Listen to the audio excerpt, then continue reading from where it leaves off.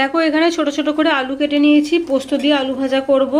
আর এখানে দেখো কুমড়ো আর পটল কেটে নিয়েছি, এটা আমার শ্বশুরমশাইয়ের জন্য একটা তরকারি করে দেব। দেখো এইদিকে আলু ভাজাটা ঢাকা চাপা দিয়ে ভাজা হচ্ছে, আর এখানে দেখো কালো জিরে শুকনো লঙ্কা ফোড়ন দিয়ে দিয়েছি। আর এখানে দেখো ঝিঙে কেটে নিয়েছি খোলা সমেত, খোলাগুলো একটু একটু করে কেটে কেটে দিয়েছি।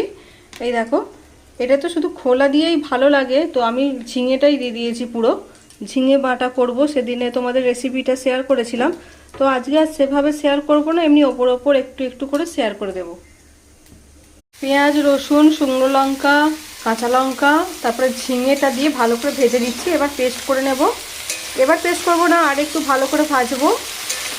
ভাজার পর পেস্ট করে এবার কিছু কাজ নেই, এবার নাড়াচাড়া করতে হবে। নুন মিষ্টিটা স্বাদ অনুযায়ী দিয়ে দিতে হবে।